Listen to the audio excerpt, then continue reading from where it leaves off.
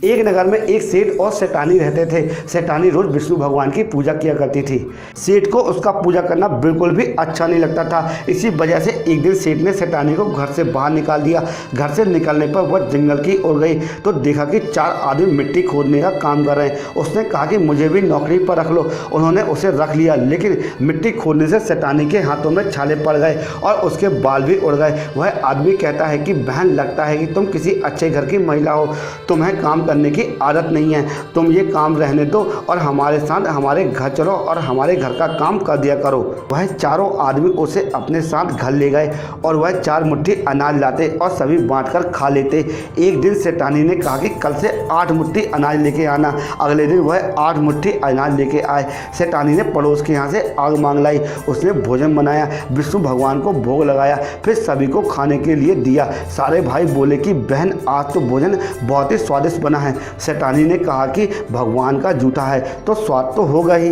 सेठानी के जाने के बाद सेठ भूखा रहने लगा और आसपास के लोग कहने लगे कि ये सेठानी के भाग से ही खाता था। एक दिन सेठ अपनी सेठानी को ढूंढने चला। उसे ढूंढते हुए वह उस जंगल पहुंच गया जहां पर चारों आदमी मिट्टी खोद रहे थे। सेठ ने उनसे कहा कि मुझे भी काम पे रख लो। उन आदमियों ने उसे भी काम पे रख लिया, लेकिन मिट्टी खोदने से उसके हाथों में छाले पड़ गए, बाल उड़ने लगे।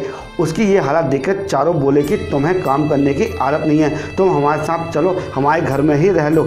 सेठ उन चारों आदमियों के साथ उनके घर चला गया। जाते ही सेठ ने सेठानी को पहचान लिया, लेकिन सेठानी घूंघट में थी तो सेठ को देख नहीं पाई। सेठानी ने सभी के लिए भोजन तैयार किया और हर रोज़ की भांति भगवान विष्णु को भोग लगाया।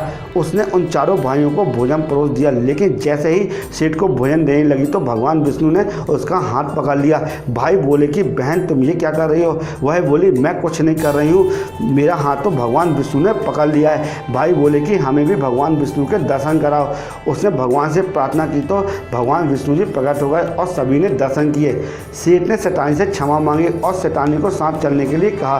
भाई ने अपनी बहन को बहुत सा धन देकर विदा किया। अब सेठानी के साथ सेठ भी भगवान विष्णु की पूजा करने लगा।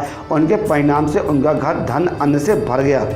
दोस्तों, इस कहानी से हमें ये शिक्षा मिलती है कि हमें भगवान के भक्तों का अपमान नहीं करना चाहिए, परिणाम बहुत भयानक हो सकता है। अगर आपको स्टोरी अच्छी लगी हो तो कमेंट बॉक्स में ओम नमो नारायण जरूर लिखें, क्योंकि इसी तरह यूजफुल कंटेंट हम प्रतिदिन आपके लिए लाते रहते हैं। और वीडियो को जरूर लाइक करें और हो सके तो चैनल को सब्सक्राइब भी कर दें और बेल आइकन घंटी को भी प्रेस कर दीजिए।